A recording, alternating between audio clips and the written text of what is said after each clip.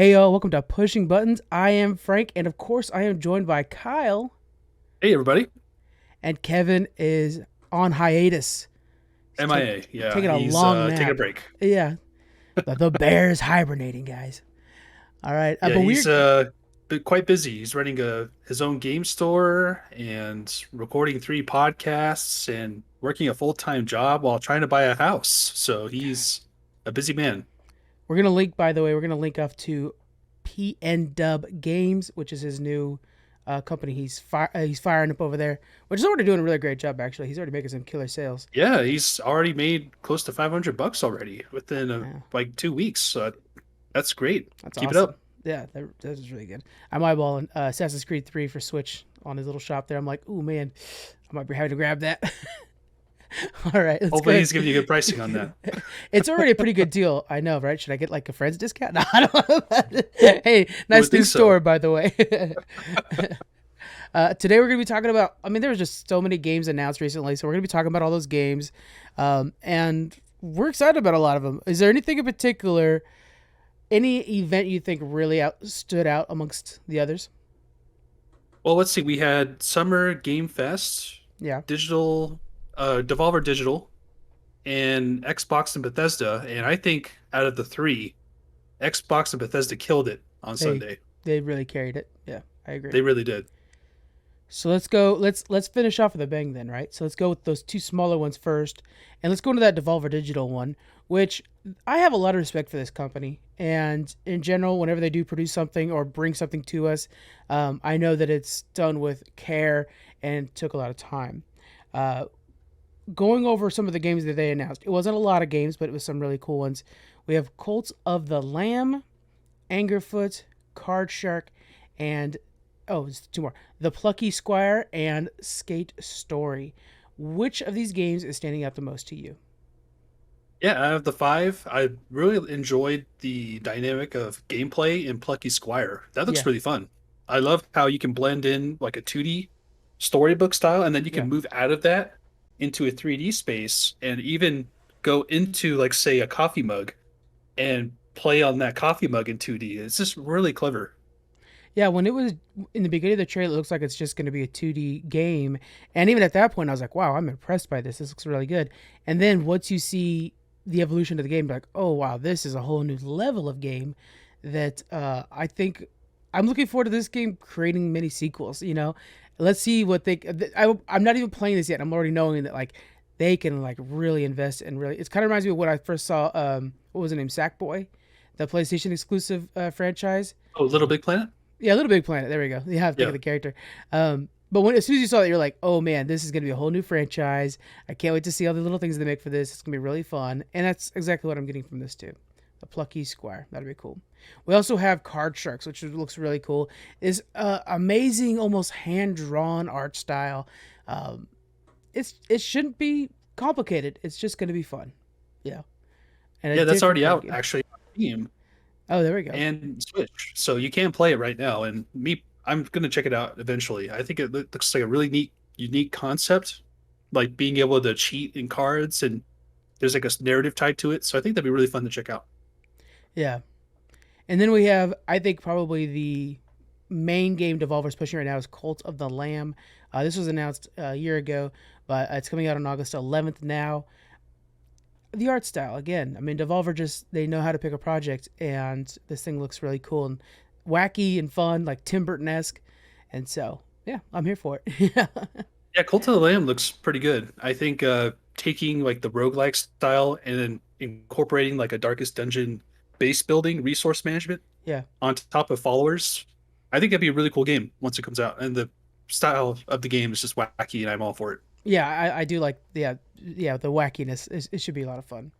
Anything else from Devolver you want to make sure to mention before we get on to the next ones? Yeah, just briefly, Angerfoot looks like a crazy good time. I Mhm. think those lightning fast like FPS games are really fun to play on an impulsive level. Kind of remind me of Hotline Miami a little bit, so it'd be fun to do that in like a first person perspective. Yeah. And Skate Story, I'm not really a skater, so that didn't really appeal to me, but I'm glad people are getting something Well, I'm glad that skate related. skating. Yeah, I'm glad skating is coming back to video games. You notice that we had the remakes come back for the Tony Hawk. And Skate itself is coming out with a new sequel. So, and we had Skatebird, actually, an indie that kind of caught fire. I'm glad this genre is picking up again because I liked it a lot as a kid and creates some amazing soundtracks. So that's always nice. Can All I right. also briefly go over another thing we didn't mention? Heck yeah. So last weekend we had OTK Game Expo, and I was really surprised by the variety we saw there. There were a lot of cool games. In particular, three of them. One of them was Neo Dash. That looked amazing. Like that's a racing game that's kind of in the style of F-Zero, Hmm. but it's like futuristic. It just looks really fun. And then I'm trying to remember. I think it's called Crow Sworn. That looks badass. It's basically like a Hollow Knight style game, but you play as like a gothic medieval style humanoid creature with a Yeah. crow mask, and it looks really action packed and fun. Damn, you're selling it to me. That does sound cool. But yeah, I wish listed those on Steam, and I'm looking forward to those. Yeah. Poor F Zero fans. I mean, they just have been abandoned by Nintendo. Absolutely, That's yeah, too bad. They really, I mean, and Nintendo's big thing is like I heard before something about like, oh, they're having a hard time finding a way to balance a game like that, and it's a big undertaking for a niche that can be filled by Mario Kart in a lot of ways. But it's like, no, come on, guys, they deserve some love. Them, the Star Fox community. Let's get our classics out there again. All right, let's get into the Summer Game Fest. This is Jeff Keighley's event and is the counterpart to the Game Awards in December, which those are generally always pretty good. Game Fest is a little bit more of a mild affair. For me, the biggest announcement for this was The Last of Us Part 1 is getting a PS5 remake. Not a remaster, it's a full remake. They talk about it coming from the ground up. The comparison videos are out there, and they are gorgeous. Um, I myself have not actually played a lot of the first game. I mostly just watched the walkthrough, so I am looking forward to getting my hands on this and actually playing it myself and experiencing that world myself. Do you think you'd give this another visit? Oh, totally. Yeah. Last of Us 1 is one of my all-time favorite games. I wish part 2 was better, but it is what it is. Yeah, But seeing the first game remade in the same style as 2, like yeah, I'm all excited to play it again. yeah, yeah. I gotta play two as well. I mean, all I heard from two was Daniel complaining like, "This is bullshit," and he getting mad at characters and stuff, and just Yeah. angrily texting me like, "Elle wouldn't do this," and all this stuff Yep. like that. Ellie, It's a crazy turn. I'll just say that much. yeah. And then, of course, we got a little bit from the HBO series. We're not going to talk about it much here because eventually, once we actually get full fledged trailers and stuff like that, we'll talk about it on Geek Freaks and nerd out about it as you could expect us to do. So, um, we know that Naughty Dog's Neil Druckmann, he teased that he's working on a new project. It was very clear that he's working on like the Last of Us spinoff or the Last of Us Part 3. The way he was like teasing it is like, I can't say anything, but it's a massive, huge project that Naughty Dog gives me every bit of funding I want for. It's obvious that he's working on a huge installment. It could Uh, be Uncharted 5. Who knows? that would be a good idea actually with the movie that just came out. And Uncharted could use I would like to play Uncharted with that beautiful PS5 engine and that Ooh, foliage and everything like that. Like it would be so cool to be out in that Uncharted forest. 1 remake. I like that idea. Yeah. Very good Uh, idea. we have Aliens Dark Descent. I will say that the trailer was like, oh, this is a cool, neat game. I can't wait to get into this.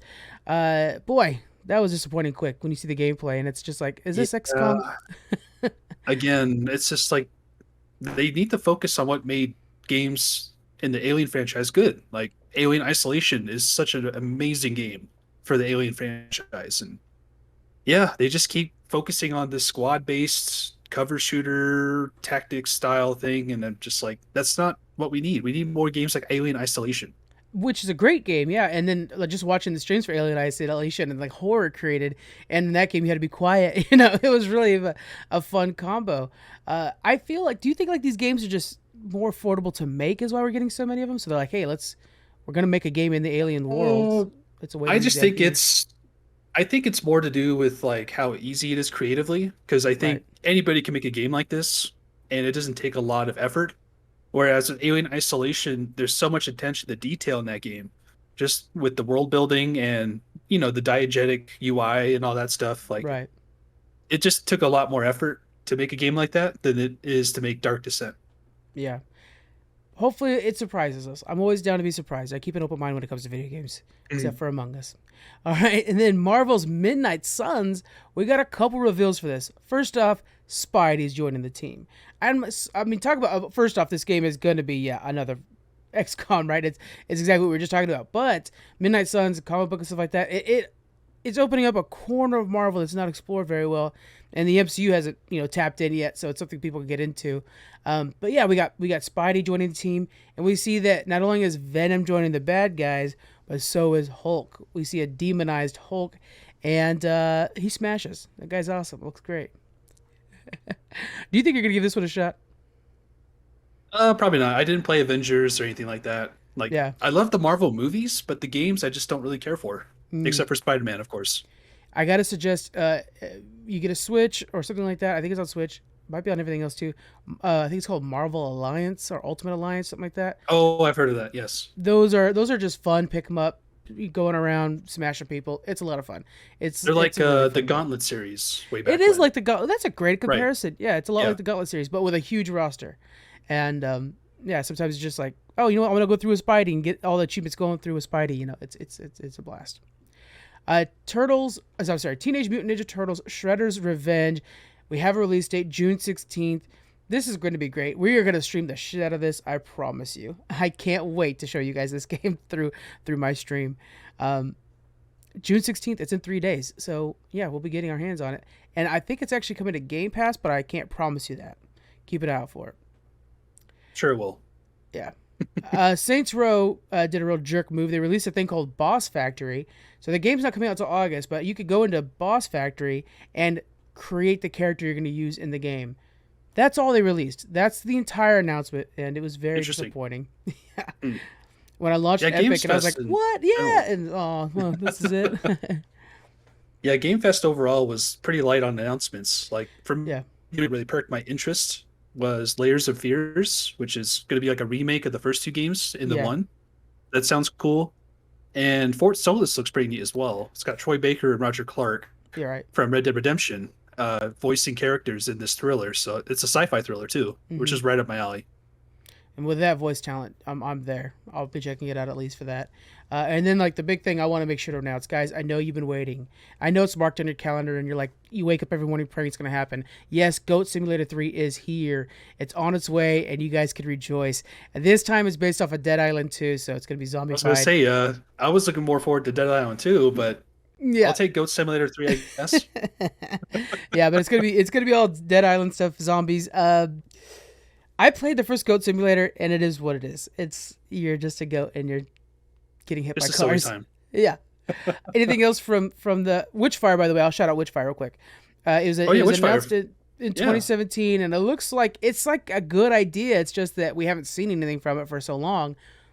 But basically, yeah, you're in the times of like medieval times with witches and stuff like that, and it's very gothic feeling. And you have these guns that use magic. It's a hot mess, and I want to play in it. So that'll be cool. Anything else announced you want to talk about from this one? Not so much. I will touch on Witchfire. When it first was announced, I was excited for it, but Hmm. it's been 5 years now, and the gameplay looks a bit looks simplistic. I want to see more of it. I hope it gets more complex as it goes on, but yeah, I think we still need more information.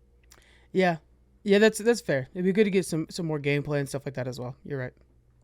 All right. Now we were waiting for this. We're finally going to get into the Microsoft and Bethesda announcements. Before Okay. we do that, Oh, you're let's killing rate me. let's rate the two expos. So Okay. Devolver Digital, I think that was a solid B. It was for Devolver, yeah. Yeah. And then I'm going to give it So a solid D minus to Game Summer Game Fest, Fest. Yeah, it's just yeah, I would so say that disappointing. is accurate.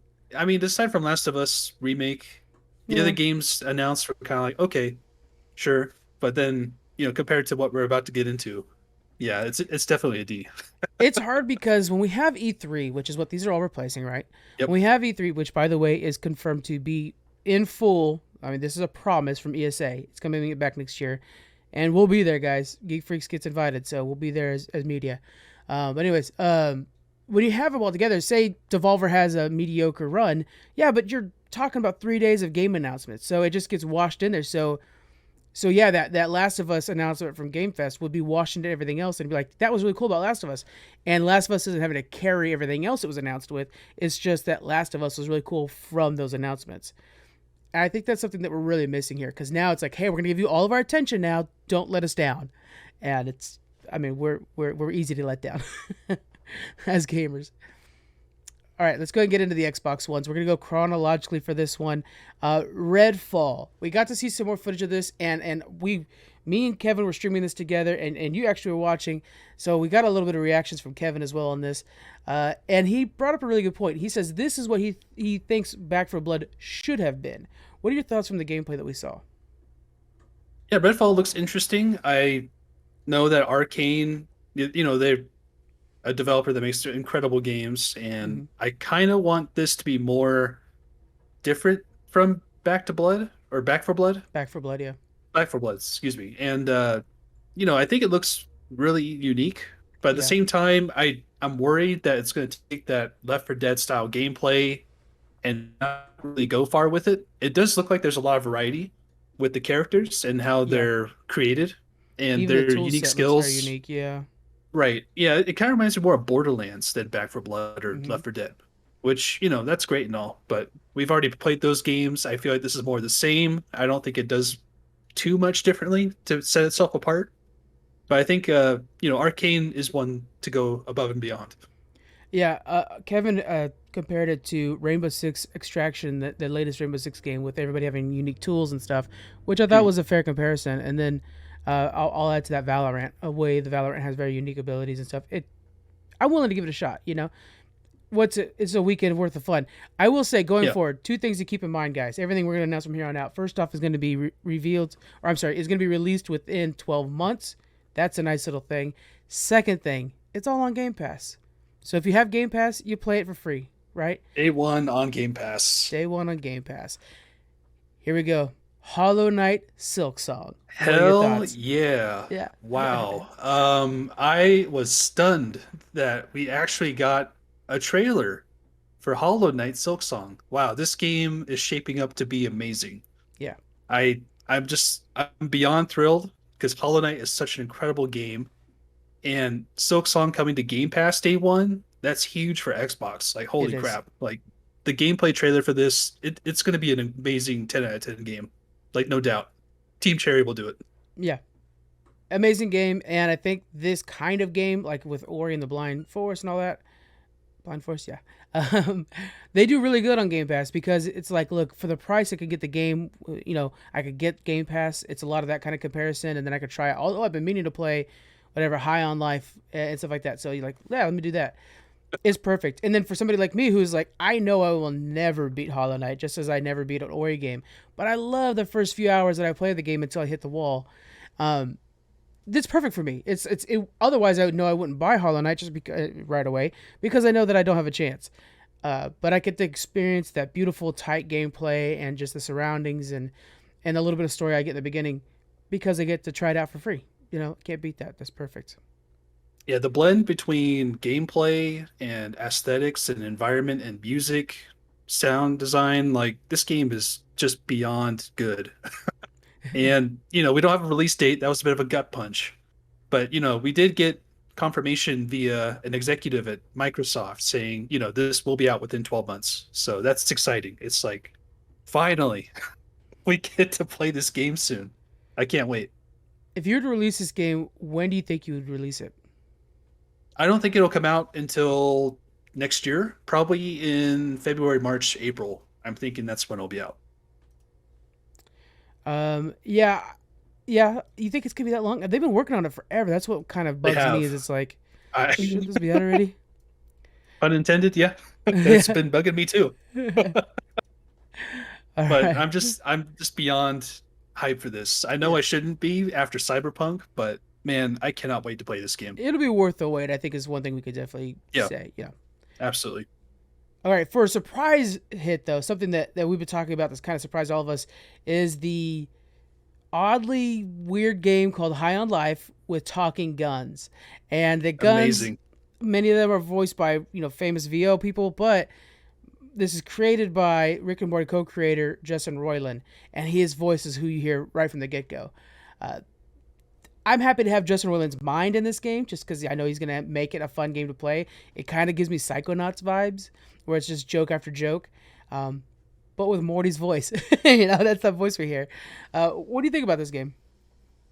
Yeah, I think the game has a lot of charm to it.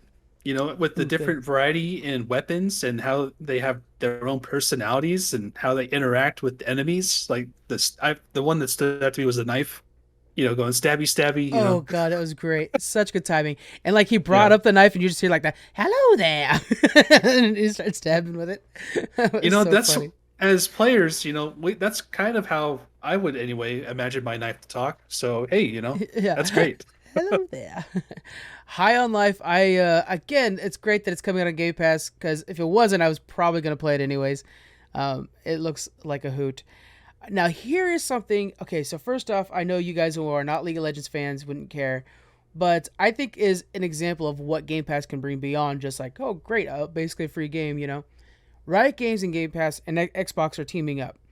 And what's going to happen now is not only will you be able to play League of Legends, Wild Rift, Valorant, Legends of Runeterra, and Teamfight Tactics all through Game Pass, but all the characters are unlocked.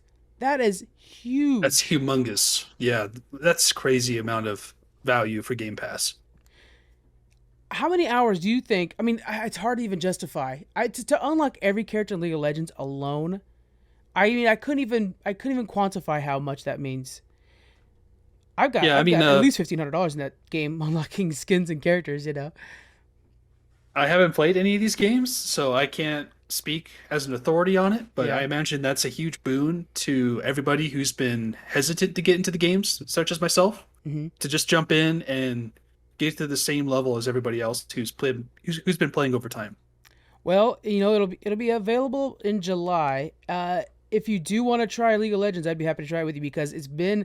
I try to stay warmed up, but man, I'm cold compared to the way I used to be. So I will not be a pro when I help you out and join you. So let me know. The fact that you could jump in as a new player and basically play anybody, that is massive for Game Yes. Pass. I'm so impressed It'll by this. increase their users, their monthly active users or players Yeah, significantly. definitely. And for both parties, really. I think for Riot, like you're saying, it's now more inviting than ever to try out one of these games when you know that you have the entire library available. And I could tell you before, I'd be like, oh man, I think you're really gonna like, I don't know, Ash, which is a bad example because she is available for free all the time. But you could try out Ash, and it's like, oh, but you got to pay to unlock her, or you got to play for X amount of time before you unlock her. That doesn't feel good as a new player. But now it's like, go try out Ash, man, which is again a bad What example. what do you think of Riot now being under the same banner as Blizzard? Oh, Doesn't that feel like a conflict of interest? well, it's not that they're like it's not like Game Pass or Xbox or Microsoft bought them. Oh, true. Yeah, true. Yeah, but if that were to ever happen, my my geekdom would be probably very happy. I think actually because for many years my mo was play World of Warcraft and then on my downtime play League of Legends. Like that was the two games I played at all times, and many of my friends too. And so the idea of like we've always wanted a League of Legends MMO because really the game and there is one in development, but that's something we've always wanted because the world is awesome and it just needs to be explained more. Go check out Arcane. It's a great series on Netflix that kind of gives you just a peek. And there's like 7 or 8 kingdoms, and it just shows you one. So it's an exciting world. Um, yeah, we'll see. I think Microsoft's good. They'll know how to really help them out. I think it's I gonna be think so. awesome. Yeah, they're the ones to do it out of anybody. Yeah. Now you played the first A Plague's Tale, right? I have. I loved it. It was a great game. Yeah. Can you give us a little bit of rundown what that game is? Because as an outsider, you're just like, oh, okay, you control rats. Is that the deal? What is it? So basically, you play as Amicia, Mm-hmm. and she and her brother are cast out from their feudal home, their castle, because I guess it was a conflict of interest between them and the church. It's been a while since I played it. Okay. But basically, you're on the run with your brother, and the setting of this game takes place like in a medieval Gothic era where the plague is rampant, and rats are the main carriers of the plague, and their numbers are, you know, gigantic. They're everywhere. You see them in every piece of the environment, and it's really gross, but at the same time, it's such a gorgeous game. Like, you Hmm. know, I enjoyed that art style, so I loved it. What do you The think aesthetic. with Requiem? How do you think they're going to build on that? Do you think they're going to just continue the story, or can Yeah, we see something more? in the first game, it's more of like a stealth adventure game. So Okay, you see it more as like you're having to evade the enemies more and use stealth tactics to get around them, which also includes like exploiting the environment to attract the rats to the enemies to dispose of them, which is as gruesome as it sounds. yeah, But Plague Tale Requiem looks to be moving forward by having Amicia become almost like an assassin character. So right. she's got way more tools in her toolkit now, including a crossbow, which was sick to watch her use. But it looks to be more of the same, but in a good way. I was getting really like The Last of Us vibes. Do you think this might be Xbox's answer to The Last of Us? I don't think so. I think this stands more on its own 2 feet Okay, than following in the vein of Last of Us. I think this is more of a stealth game than an action adventure game, and that's what I enjoy most about it. okay, okay. Yeah, I'm thinking of those scenes, those parts where like Ellie's like getting around the camps, trying to stay real quiet. But that's a very small part of the game in comparison to A Plague's Tale. All right, we got Forza Fever a few months ago, and so seeing some new Forza content was like, oh wait a minute, I'm now a Forza fan out of nowhere. So I didn't hate this. We first got Forza Motorsports. Now this is the tried and true simulator of a racing game. I think it's too good for me. Does that make sense? Like I'm not a good enough racer to play Yeah, this. What do you think? yeah. For me, I'm not really into the racing simulators, but Forza has ascended to the pinnacle of racing games or racing simulators. Right. Overtaking Gran Turismo and It other blows my games like it. mind. Yeah. There was a time where Gran Turismo was the name in racing games. It was just that. So it's pretty amazing. And then we also got for Forza 5 fans like ourselves, this is crazy. A Hot Wheels Hot DLC. I Wheels. cannot wait to play this myself. This might actually get me to play the game because I love Did you not the play it with Hot us? Wheels. Sorry? Didn't you play it with us?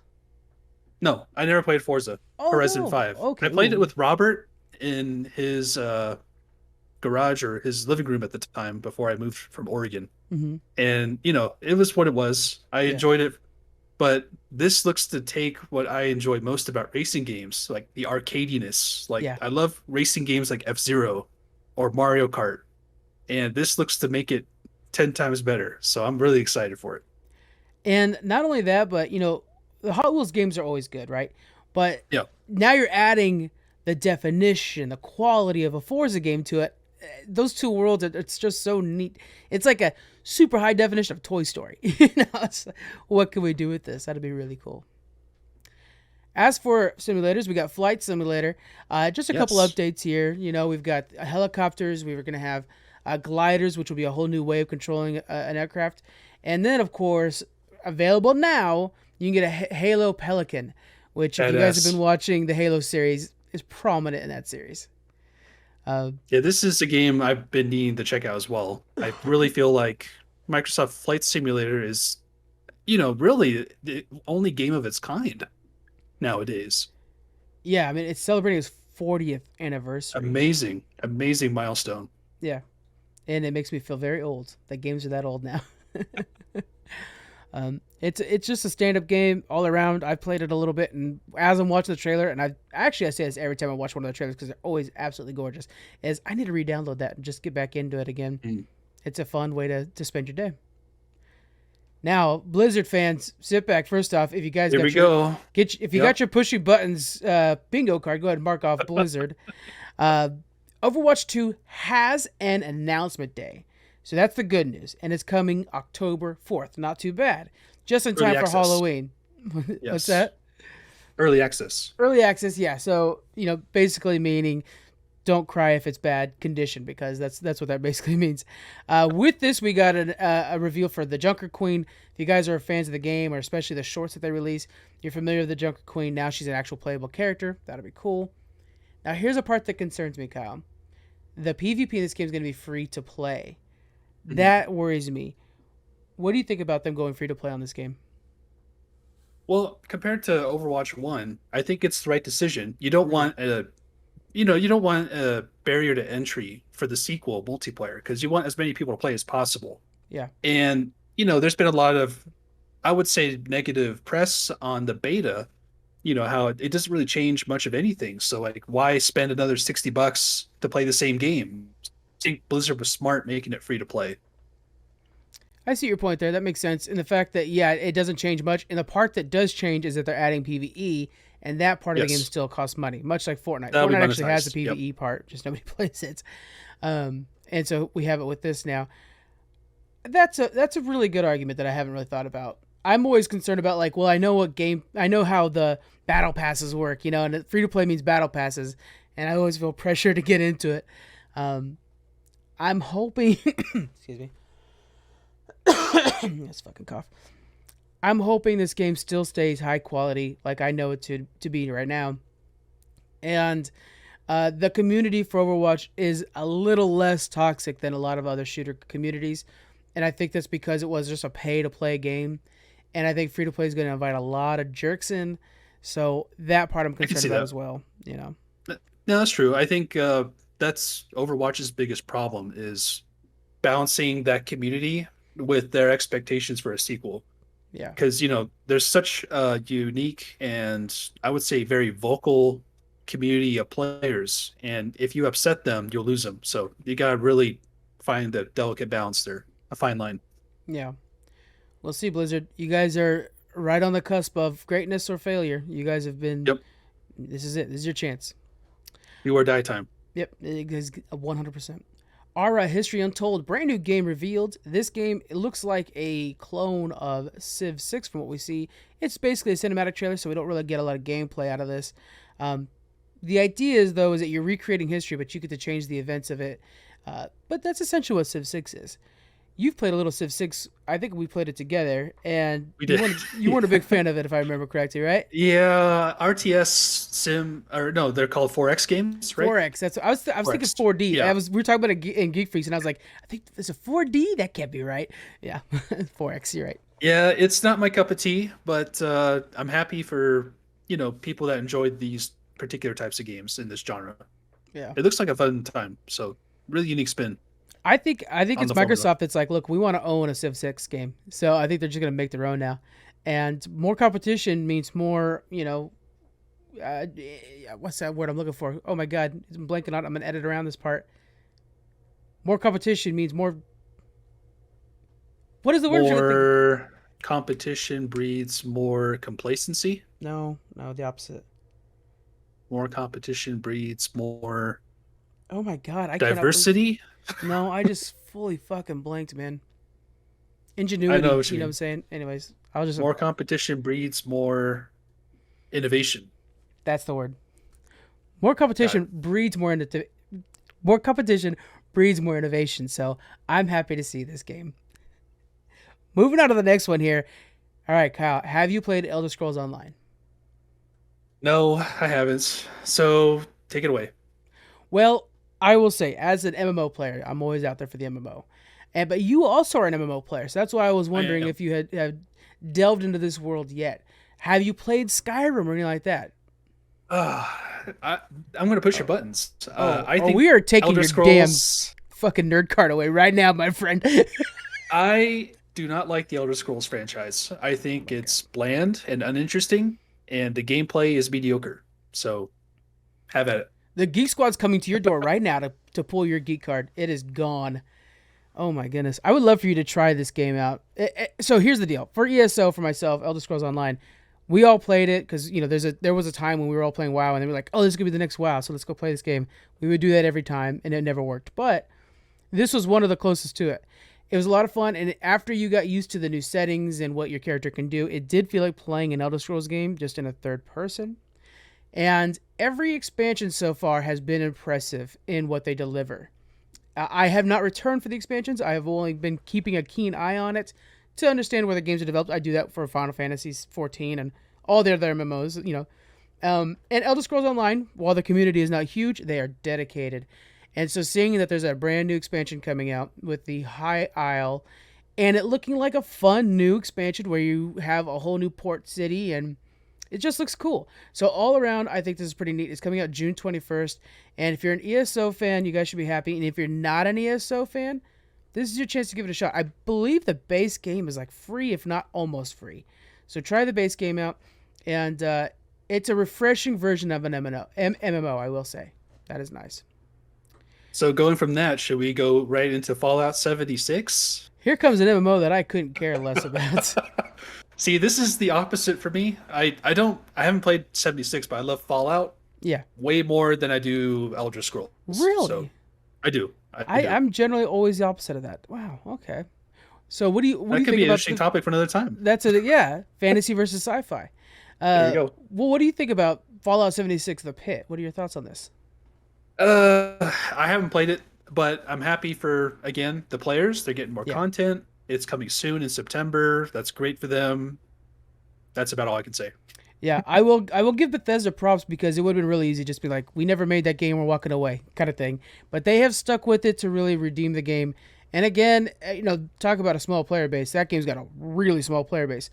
They But do. they sound like they're happy now, which is not easy to do when you launched like Fallout did. It's like No Man's Sky. You guys have done an entire thing about redemptive games that redeemed themselves. Fallout 76 is on the list. Definitely is. I do Uh want to check it out eventually, but I just feel like there's other things taking my time that are yeah, more immediate, more it's demanding. hard. All right, let's go through a couple more of these here in a little quicker fashion here.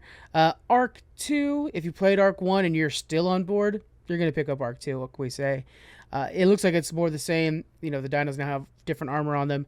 The key thing with this is they basically are reminding you that, yes, Vin Diesel is somehow tied into this. Day one on Game Pass. As someone who hasn't played the first one, I just saw Vin Diesel on a T-Rex. I'm like, oh, this is the gimmick of the game. Well, Is that accurate? what's such a shame is like the first game is a very very good game until the early access to the first game was outstanding, and then they added features to it to make it stupid. But there is no main character in that game. There is no character in that game really. It's all just player created storyline. So the fact that they've made this character that has obviously they paid Vin Diesel to voice act or do something in this game. So it's like you guys are gonna add a story to a game that doesn't use stories. Very, very odd. So we'll see what they do with this. It feels like it shouldn't be Arc 2. It should be like Arc Fast and Furious or something like that. Like it should be something wholly new. Um, I'm gonna pass on it though. That's Passing over this shocking to Game me Pass. because you always told Kevin and I you're an avid fan of Ark. I So why am. is that? Why is that? Well, first off, I stopped playing Arc essentially because I was playing it too much, and so there's a chance that would happen in Arc 2. But in Arc, it was a base builder and a survival game, and is big on social dynamics.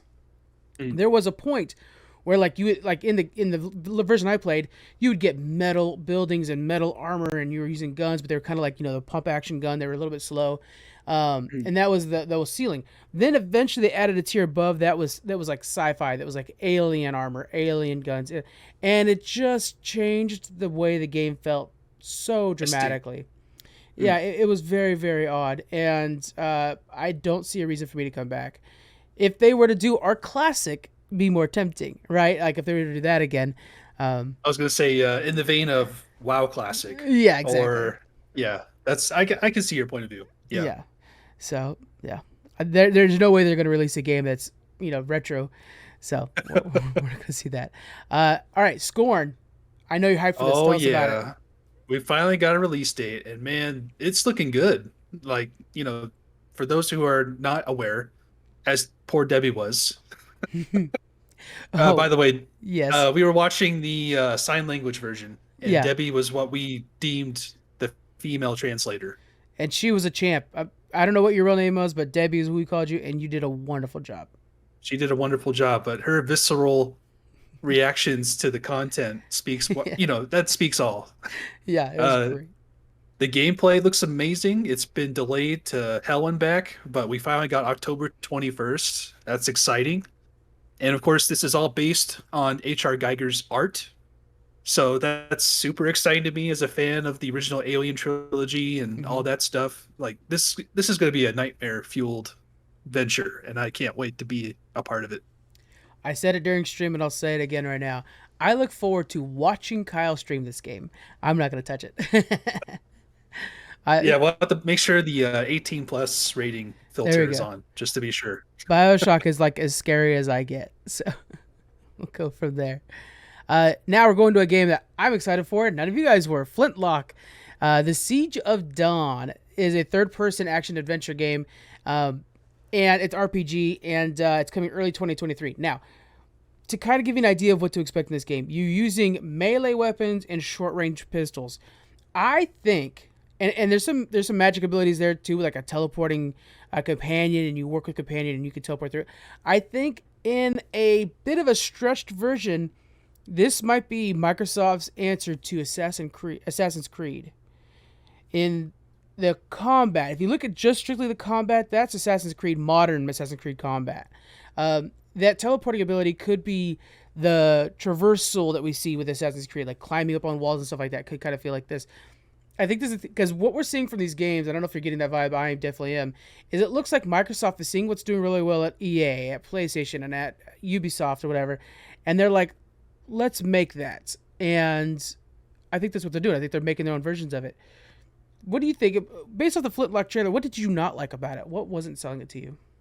I feel like it's a little bit generic. I don't Mm-hmm. think the gameplay doesn't look like anything special. I think its best strength is easily like its universe and its environmental detail and the character design. I think that's its core strengths. Yeah, But it just looks to me like a standard open world game with the usual flair. Like it doesn't really feel like we got a breakdown of the mission structure or what the narrative is going to be like, and it's kind of hard to tile that together and get a picture of how it's going to be overall. So I right. think I need to see more of that before I'm convinced this is worth checking out. Totally fair.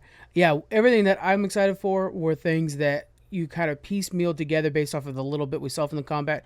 I would love to see more about the combat. I would specifically like to see a lot more about the companion system because it looks like it's a very important part of the game, and what we saw was very quick. But like I said, I'm hyped for this. Just an average open world game. I'm usually on board with, so it's kind of got me sold with that alone. Yeah, with this, I was kind of trying to compare it to like Fable, maybe Fable 2, because that had guns in it, but this looks Yeah, to be way more action focused. So yeah. it's promising. I just need to see more of it. If you think of like Assassin's Creed 3, he was a lot. He kind of brought in a lot of that mid range combat with the pistols. So that's what I'm kind of feeling like. I'm feeling like we're used to be able to fight, and then pistol them off. Or Revelations was a really good one too. You had the wrist launcher with Revelations that was good in that way. Microsoft Minecraft Legends and Microsoft Fair. Uh, this is going to be a spin-off to the Minecraft, flagship game. This one is going to be an RTS. You're going to be controlling the what it looks like the normal bad guys of Minecraft to take on piglins like the Nether is attacking. Which story-wise, I really like that. We both played their other attempt at a spin-off. What do you think they're going to do with this one? Yeah, it's hard to tell. We didn't really get gameplay or anything. We just kind of had a cinematic trailer, and I felt like, there's not enough to really discern from this trailer aside from the fact that it's a new twist on the Minecraft formula. And, that's great and all. I feel like Microsoft can really make Minecraft into its own multi-game, many different types of genres universe, like say Mario with Nintendo, Yeah. or even like Zelda possibly. And it'd be really cool to see a game with the narrative focused character in Minecraft going through these dungeons or something. Like we kind of got a glimpse of that with Minecraft Dungeons, I think it was Mm-hmm. called. Yeah. And that was more like a Diablo like than an actual first person take on it. But this actually looks to be that. So I would love to see more. You make a very good point there. The idea that they could expand on the narrative aspect of Minecraft, which has been rarely touched. So Exactly. Yeah. that's a really good point. All right, I'm gonna jump around a little bit more, and then we're gonna go back and visit any of them that we want to spotlight. But we have Grounded, is getting a full release apparently, July 2020. I'm sorry, September. Yeah, September, 2022. We tried this game out, and I thought it was fully released back then. But then Kevin awoke in me to be like, no, that was early access. Like, oh, I feel much better about how bad that game was then. I think I might revisit this in September. You think you're gonna join me? doesn't appeal to me, but I Yeah. know you and Kevin love these types of things, so I'm looking forward to watching you play it together. There we go. I love that. I love that. Like, I'm not gonna play it, but I'll watch your stream. That's such a good. Oh man, such a good response. Diablo 4, because this was mini BlizzCon apparently, and it revealed the Necromancers joining Diablo 4. I don't know who I'm gonna play yet. Like I was saying during the stream, I got to play the Druid when I was demoing this game back in the day. Uh, Okay. it was very fun. It was very powerful feeling, and you felt very dominant on the field. But the Necromancer looks dope, so I might be playing me some Necromancer. Uh, what is your history with the Diablo franchise? I was a huge fan of the first game. I Hmm. played that really close to its release, and it always holds a special place in my heart. I Yeah, always loved the idea of just taking a single thing and making that the epicenter of the world, which in this case was the church. yeah, And, you had the three basic classes and whatnot. I didn't play Diablo 2 until much later, and I did it with Kevin. This is like 10 years ago now. And it was remarkable how much it held up. I felt like Diablo 2 was a natural progression of the systems in the game, like making it open world almost and hmm, having like multiplayer. That just was game changing for the whole franchise. I skipped Diablo 3. I haven't played it because I didn't like the art style of it yeah, compared to the first two games. And this looks to be going back to Diablo 1 and 2 style, which I really like. But it's so hard to get hyped for this because I yeah. know what's happening at Blizzard right now, I and they're know. losing a lot of people that were involved, like especially at the top, making decisions, like core decisions on the game, like the directors and whatnot, are being let go or, Either, executed, yeah, either they you were know? let go or they left because of the other people that were let Yeah. go already. Yeah, it's a little tough at Blizzard right now. I really want to get excited, but I'm very, very skeptical right now. Uh, it's no secret. I'm a Blizzard fanboy, and it is tough times to be a fanboy right now. I will 100% admit that. Uh, as for this game, I am going to continue to be excited as much as I can be, just because I like Diablo 3, and that was my first Diablo actually. And so the idea that like, oh, this is going to kind of revisit the old Diablo worlds, and like, yeah, that'd be great. This would be a way for me to get back into them because I didn't necessarily want to go back to Diablo 1 after playing Diablo 3, right? It's hard to go back. Um, then a class like the Necromancer, the way they're building it this time, it's much like the Witch Doctor of Diablo 3, which is my main. So Yeah, that'll feel that good going back too. to that. I played Necromancer in Diablo 2 and I loved it, but Yeah. this looked to be more like the Witch Doctor. And I Yeah. was like, why is that? It doesn't really seem to mesh very well.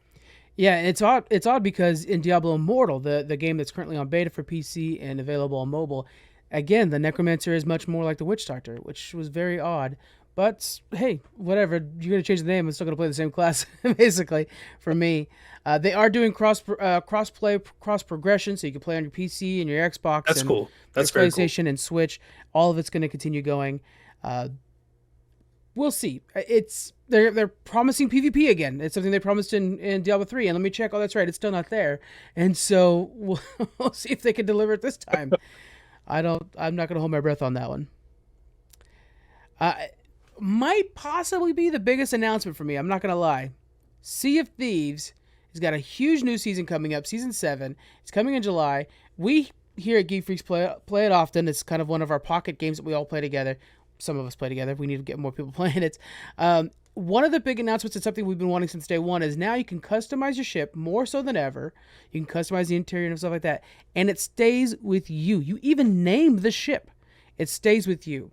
So normally, to kind of give this comparison to anybody else who played Sea of Thieves, you know how you customize the pirate. The pirate is who you actually show how awesome you are on. Now you can do it with your ship too. That'll be a really big deal, and I think it's something that should have come a long time ago. You're not a Sea of Thieves fan, though, right? Yeah, actually, that was probably one of the main reasons why I lost Yeah. interest because I felt like, you're chasing this progression system for just your character and the world is your toy box. And I felt like the ship part of it, while it was really cool how you had to have multiple players manning the decks, so to speak, it didn't really feel like you were attached to the ship personally. And I feel Right. like that's like the core thing you need to like get grounded in the game's universe. Mm-hmm. So seeing this change, that might be fun again to pick it up and try Come, again. come and join me. Come on now. Day one I'm playing this. You don't have to watch the stream. I You do. can join the stream. You can join us. All right, we got two really big things we have to talk about that came out of Xbox. I always say this name wrong, so I'm going to give it a shot. Hideo Kojima. Did I nail it? Yes, you did. Yes. Oh, man, practice makes perfect. And Xbox are partnering up for an unannounced game. I know there's a lot of, everybody's wanting that Silent Hill clone or something like that. Do you think he'll ever bring a Oh, Silent Hill man. clone?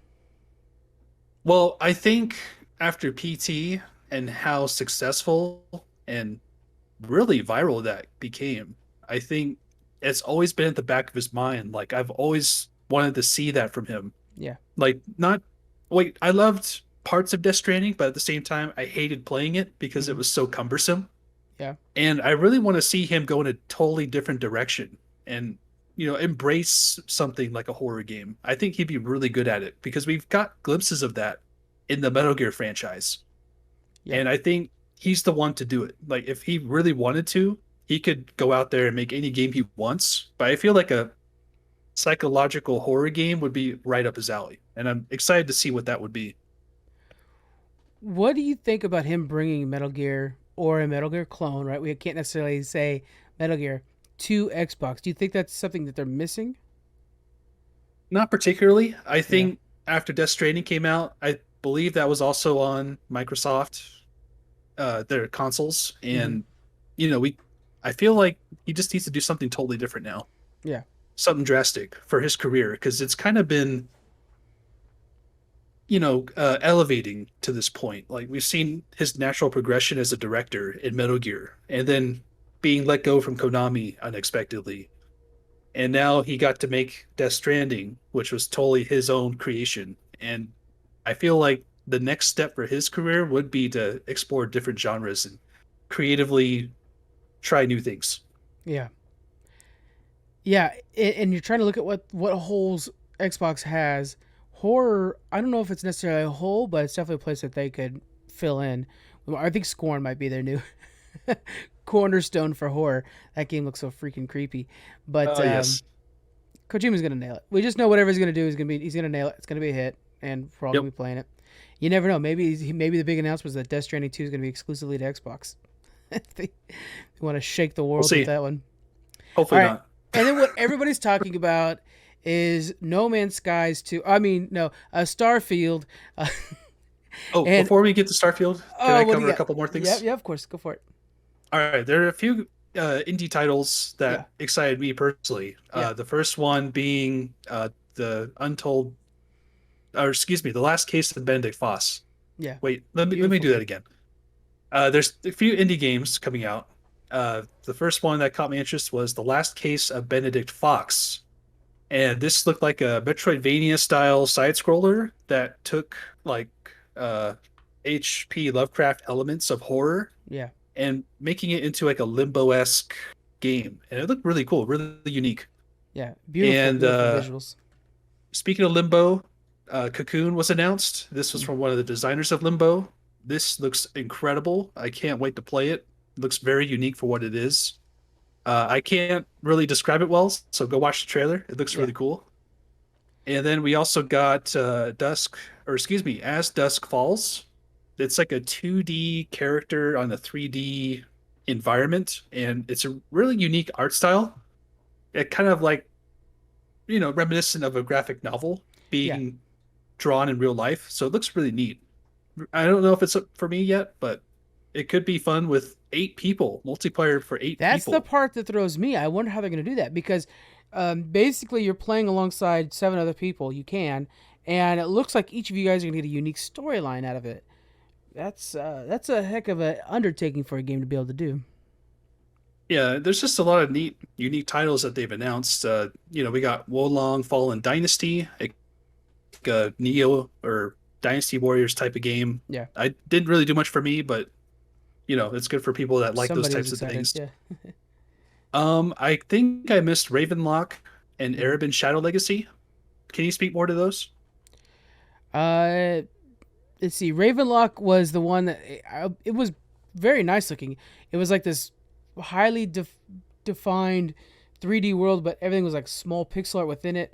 It looks like a fun little RPG. It a smaller game, sure, but it looks like fun. And then what was the other one? It was Well, we also got Naraka Blade Point coming to Xbox. mm-hmm. Oh, the other game. Sorry, Arabin Shadow Legacy. I don't remember much about that game. Yeah, unfortunately, I don't remember them discussing it very much. Um, and then what we'll shout this one out too for the sake of Kevin. He was very excited about Pentiment, which is a Yes. story type game. It looks like every choice matters in this one is what I was getting the vibe of, and visually was stunning, like almost like a water color book for kids, and or some sort of ancient medieval book like you'd find some hidden library. It was very interesting. Uh, Yeah, he compared it to Disco Elysium, which I didn't catch, and that's that is a really good comparison. I yeah, it feel was a like keen a eye. 2D style adventure game Yeah, where it's like a detective slash, medieval investigation yeah. with like a painter art style. Like it looks really cool. Like very unique game, This genre and has made by Obsidian too. it's yeah, Obsidian's a safe bet for the most part. It has a little bit of that click and point games. You guys remember? You remember those old click and point games on the floppy disk sometimes? It kind Indeed, of yeah. reminds me of some of those, which was the entirety of gaming for me as a very young kid. So it'd be worth checking out. Okay, so Starfield. We Here got we some go. Yep. actual We gameplay for Here we Starfield. go. Yes. I now I know we have very differing opinions on this. First off, I'm going to give Bethesda a level of trust because I think that no matter what, this game is not going to be bad. That's a pretty high praise in modern gaming because I know you're not going to put out a bad game. Will this game be exciting? Will it be fun? Will you want to replay it? Do you see anything out there that's catching you yet? Well, memes aside, it Yeah, looks very similar to No Man's Sky, definitely. and I was not a fan of that game. Yeah. But this looks to take the basis, the core of No Man's Sky, and kind of flourish a bit away from that formula. Mm-hmm. And, my main concerns with this game are the fact that it focuses on resource gathering, and similar to No Man's Sky, that's just not my thing. That's not my jam. Yeah. But I want to say I'm really cautious about this. I don't want to get hyped like I did for Cyberpunk again because that taught me a very important lesson. And I know I just gushed about Silk Song, but I know that game's going to be good. Yeah, Cyberpunk, that one burned a lot of people. But uh, when we got to the first few snippets of gameplay, I wasn't too thrilled. It looked very cut and dry, mhm. basically. And as we got further into the details of the world, like how big it was, and the resource gathering and the ship customization and the ship combat, which looked kind of arcadey. Like I think overall this will be a decent to good game. Will it be Yeah. buggy on launch? Probably. Oh, it's Bethesda. For some It's reason, it Bethesda after when all. it's Bethesda, not only can it be buggy, but we'll like forgive them for it. We'll throw out some memes about it, and then Right. we'll walk away. When if it was another company, poor Project Red, when they come out with a buggy game, we're like, oh, worst job ever, guys, and we get mad at them. When it's Bethesda, like you Bethesda, you guys, you I know, mean, it's good news. I think that instead of coming out initially on November 11th this year, it's being delayed to 2023.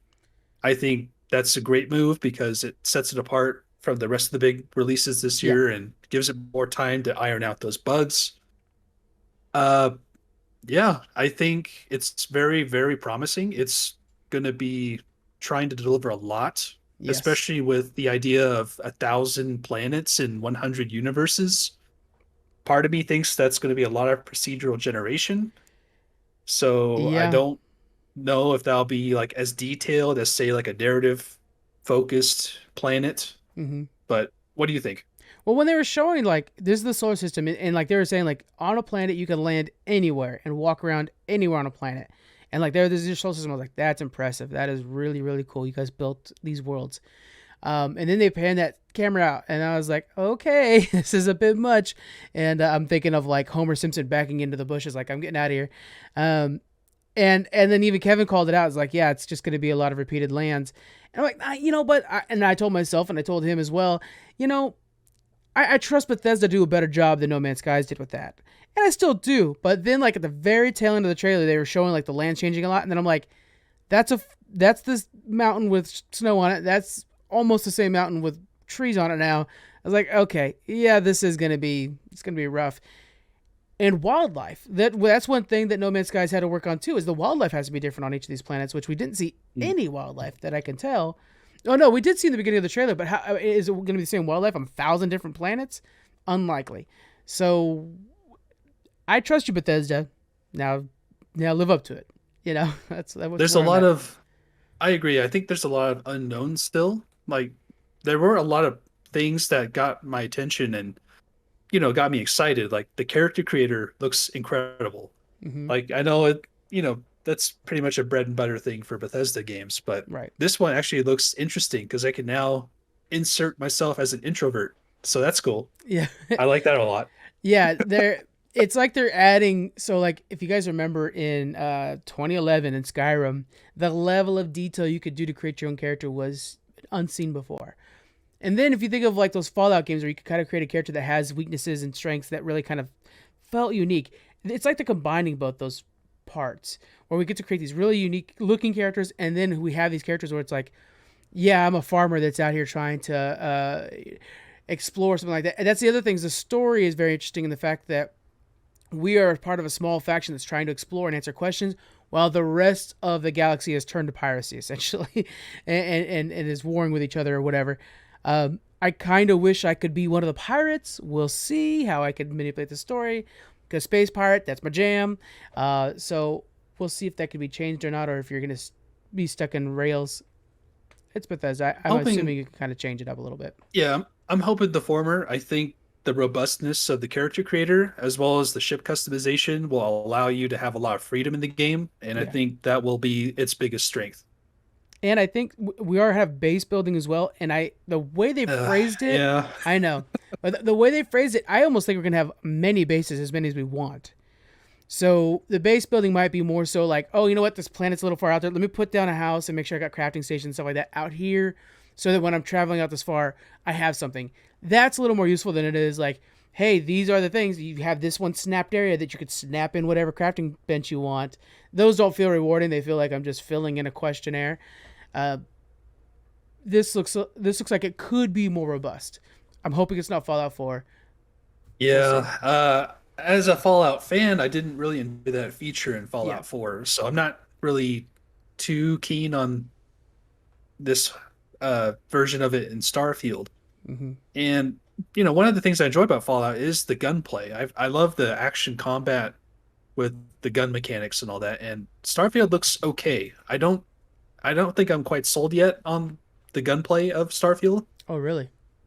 Well, yeah, because it won't have VATS to kind of break up the combat a little bit. It'll just be straight Yeah. shooting or like we saw with the grenade throws and stuff. Like it looks Yeah. very generic. And that's also one of my biggest worries about the game. I don't think the combat will be interesting enough, but we haven't seen much, so we'll have to wait and see. Combat in comparison, I feel like is directly Division. If you guys ever played Ubisoft's Tom Clancy's Division 1 and 2, it feels like it's exactly like that. Even the way the guns Okay. fire, the recoil, everything like that looks like it's the Division's gunfire, which is very, very good shooting. But you're right in the fact that Fallout's VAT system is so unique and fun to toy with. And you're like, let me level into a bunch of crits so that the arms blow up when I crit on the head. That's fun, but this is definitely not that. So we'll see. This trailer was a really interesting deep dive into the game, but I would best describe it as a giant curve. Like this is the beginning. And then as it got to the middle, it got way better. Like once we got to the character creator ship Yeah. customization. And then as we go further down into the 100 universes, 1,000 planets, Yeah. like I was like, uh-oh, procedurally generated. So Do you think it got all the way down to the bottom of the curve again, or do you think it was I like think it's? so. Do you Yeah. think so? Okay. I just think what they're promising, they're not going to deliver on, similar to No Man's Sky. I'll be Yeah. surprised if it even releases to that same capability as they're promising. Yeah. I'm just looking back at I remember when Skyrim was announced and thinking how massive that game and that world was, and that's the game I got. Buggy, yes, and again it's like it's Bethesda, but they gave me the world that I thought was impossible before. And while this is far more impossible, Bethesda, let's see what you can do. You know? Yeah, this is definitely their time to shine, especially under Microsoft's banner. So I'm really, you know, anticipating with bated breath. Like I really want them to be successful Yeah, and knock it out of the park. And, you know, as a community of gamers, like this is what we should be anticipating and, you know, desperately needing, you know, after Cyberpunk and how that was a massive flop. yeah, I think we need this as a, you know, community again to have trust in AAA development. yeah. And I myself am kind of a AAA first man. While you and definitely Kevin are more, I think definitely Kevin. I'm not sure about you, but are definitely like I I would trust the say, indies, and you're kind of like the yeah, balanced guy. I'm middle. I'm between you Yeah, two. Yeah. I'll go pick up another Far Cry that's using the same formula over and over again in a heartbeat. But I'm like, I don't know about this $10 indie game. I don't know. And there's the Ubisoft reference. There we go. Yeah. Speaking of which, we didn't What? see anything from Ubisoft, did we? No, no. I think we saw Flintlock, Interestingly, which was Assassin's Creed clone. I think, but that's um, it. Wow. yeah. What other boxes can we mark off before we Uh, I got one. far away? We got Callisto Protocol gameplay trailer, and it looks incredible. I'm Yes. so excited for this. Glenn Schofield, he was the guy who made Dead Space 1. Right. Hey, he's now under Striking Distance Studios, and he's got full creative control over this game. And another thing that got me excited is that it's no longer tied to the PUBG universe. It's its Yeah. own thing now. And this trailer, yeah, it looks like more of Dead Space, but I'm excited for that. So, I hell yeah, couldn't. sign me up. Yeah, once you're seeing this game in development, like they're in the early phases, you're like, how is this still in the PUBG universe? They're completely different. And they even said that they were just like, as we were developing, we're like, oh wait, we're nothing to do with PUBG anymore, and that makes sense. You know? One thing I've always liked, to just throw this out there, I've always liked about pushing buttons is you and Kevin and Robert's knowledge of the developers and their projects and stuff like that. And I think an environment like this, that's so useful, so helpful, and really informative. So, as somebody who's guesting on your show, I just wanted to say that I love that about pushing buttons. That's really cool. Thank you. Anything else you want to get out before we close this one out?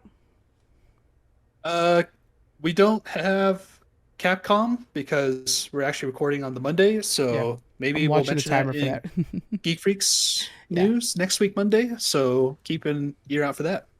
yeah. Predictions for Capcom though. You were saying you think it's gonna be RE4. Yeah, we're gonna see RE4 Details. remake gameplay, I'm hoping. Mm-hmm. And you know, I love Resident Evil, so this is right up my alley.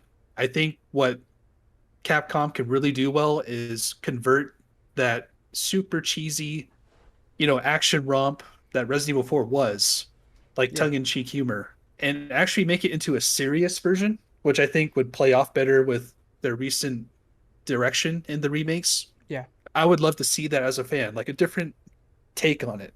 Because, you know, there's a lot of yeah. diehard purists who are like, no, we got to keep it the same. We got to keep it the same. But for me, I'm like, let's see something different. Let's see like a full, you know, both feet in, like focus on horror. Let's They deliver on that. they It'd be talked fun. about when they announced it first, when we first heard about it, them changing the story a little bit up, and saying that they're going to stick with the same feel, but it'll be the story's going to be modified a little bit. I think it's due to the evolving social dynamics, and some of the things in the game didn't quite land. They don't land today, and so they're going to address some of those. Hopefully, they're for the better. I don't know.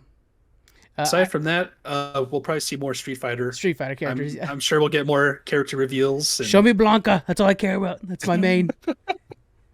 I'm always main. yeah. I can't really think of much else that Capcom could surprise us with. Maybe Devil May Cry 6. It's been about 3 years now since Ooh, Devil May Cry 5. that would be We'll amazing. see. Actually, I would be very happy with that. Give me that, and give me a new Mega Man game, and I'll be happy.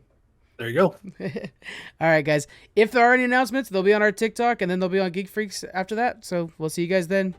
Take it easy. Later. Bye.